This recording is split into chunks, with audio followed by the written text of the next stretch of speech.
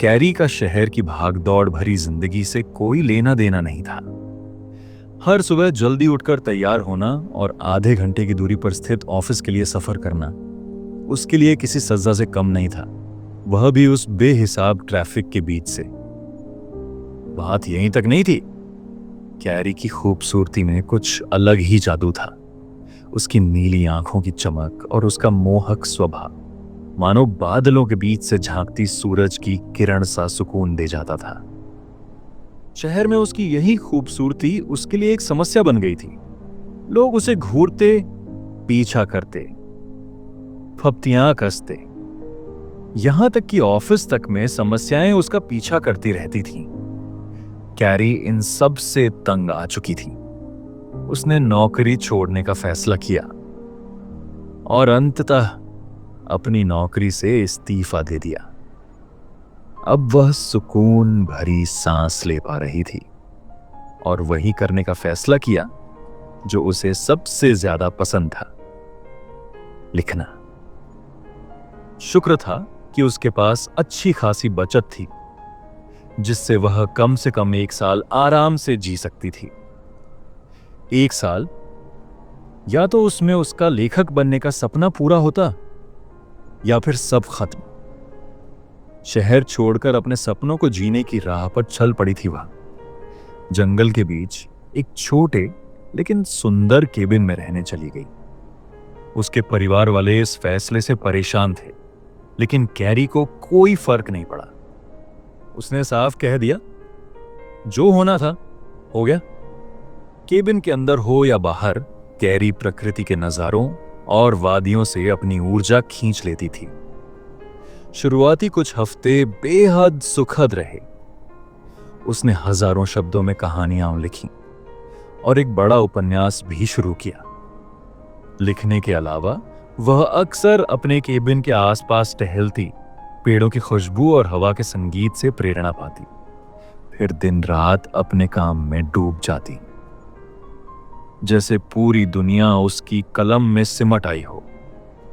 लेकिन फिर एक दिन जंगल में टहलते टहलते कैरी अपनी पगडंडी से कुछ मील आगे निकल गई। वहां सूखी पत्तियों के बीच उसे जमीन पर कुछ अजीब दिखाई दिया। एक रहस्यमयी खोपड़ी जो जैसे उसे देख रही हो। वह झुककर उसे ध्यान से देखने लगी। ऊपर से देखने पर वह किसी हिरण की खोपड़ी लग रही थी, सींगों समेत। लेकिन उसमें 2 अजीब बातें थीं। पहली, उसके माथे के पास 2 छोटे छोटे सींग थे और दूसरी, उसकी आंखों के ठीक नीचे 2 और आंखों के घेरे जो इंसान की आंखों के बराबर थे। शायद यह किसी कलाकार की बनाई अजीब चीज हो। सोचकर उसने उसे उठाने की कोशिश की, लेकिन जैसे ही उसने खोपड़ी को छुआ, खोपड़ी से एक अजीब सी चमक और ऊर्जा निकली जिससे उसके पूरे शरीर में डर दौड़ गया। वह कांपते हुए पीछे हटी, किसी तरह उठी और दौड़कर अपने केबिन की ओर लौट आई। हर कदम पर उसे लग रहा था कोई उसे देख रहा है। जैसे ही घर पहुंची, दरवाजा बंद किया, कुंडी लगाई और खिड़की से बाहर झांक कर देखा। बाहर कोई नहीं था। थोड़ी देर बाद उसने राहत की सांस ली और सोचा, शायद ये अकेले रहने का असर था। लेकिन रात आई। जब वह अपने लैपटॉप पर लिख रही थी, तभी बाहर से हिरण की गुर्राहट की आवाज आई।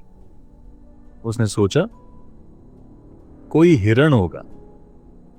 लेकिन फिर कई आवाजें एक साथ आने लगीं। वह डर के मारे रुक गई। जल्दी से सारी लाइटें बंद की, रसोई से चाकू उठाया और खिड़की से झांका। वहां उसके केबिन से बस 10 गज की दूरी पर 3 लोग खड़े थे, काले लबादों में, सिर पर वही हिरण की खोपड़ी पहने हुए। वे वही गुर्राने की आवाज निकालते हुए उसकी ओर बढ़ने लगे। डरी हुई कैरी ने मोबाइल उठाया और पुलिस को कॉल करनी चाहिए, लेकिन स्क्रीन पर लिखा था नो सर्विस। उसने गुस्से में फोन जमीन पर फेंका और देखा अब वे लोग उसके दरवाजे के सामने थे। उसने चिल्लाकर कहा, चले जाओ, मेरे पास हथियार है। लेकिन अगले ही पल दरवाजे पर जोर जोर से दस्तक शुरू हो गई। प्लीज चले जाओ, कैरी ने चीखते हुए कहा।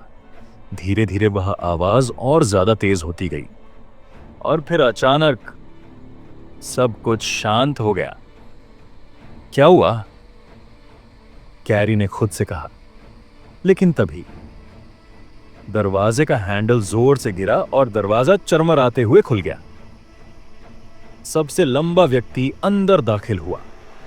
उसका चेहरा खोपड़ी से ढका था, लेकिन कैरी उसकी विकृत और डरावनी शक्ल को महसूस कर सकती थी। रुक जाओ प्लीज, मैं ये चाकू चला दूंगी, वह चिल्लाई। लेकिन वह बस खड़ा रहा, दोनों हाथ फैलाए जैसे कोई संत पूजा कर रहा हो। कैरी ने चिल्लाकर उस पर हमला किया, लेकिन वह हवा की तरह तेज निकला। उसने उसके हाथ से चाकू छीन लिया और एक घूंसा उसके पेट में मारा। वह दर्द से कराहती हुई जमीन पर गिर पड़ी। कुर्सी लगाओ, उसने कहा। बाकी दो लोग अंदर आए, एक कुर्सी को कमरे के बीचों बीच रखा और कैरी को उस पर बैठा दिया। कैरी ने गिड़गिड़ाते हुए कहा, जो चाहिए ले लो, प्लीज मुझे छोड़ दो। लेकिन उन्होंने उसके हाथ रस्सी से बांध दिए। उसने कहा, देवी को भौतिक वस्तुएं पसंद नहीं, वह सुंदरता चाहती है, और सुंदरता रचना की क्षमता। तुम लेखक हो, है ना? तुम समझती होगी इस बात को, कैरी कांपती आवाज में बोली।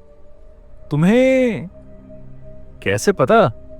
उसने कहा, क्योंकि देवी ने तुम्हें हमारे पास भेजा है।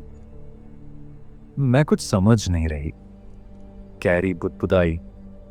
कैरी ने डरते हुए पूछा, पर तुम यहां क्यों आए हो? देवी को तुम्हारे हाथ पसंद हैं, कैरी? ये क्या कह रहे हो? कैरी की आंखों में डर और आंसू लौट आए।